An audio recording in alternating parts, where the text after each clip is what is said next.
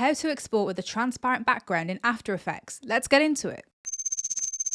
Start off by marking your in and out points by pressing B for in and N for out on your keyboard. We then need to enable the transparency grid in the background to make sure we don't have anything else behind our clip. Next, we need to go up to File, come down to Export and then choose Add to Render Queue.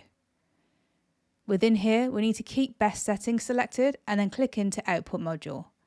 We then need to change the format to QuickTime and change the channels to RGB plus Alpha. Next, select Format options, and within here we need to change the video codec to animation. With that done, you can click OK and OK again. We then need to select somewhere for this video to live. Choose anywhere on your computer and then we can click Render. After Effects will go ahead and render your video out with transparency, and that's all there is to it.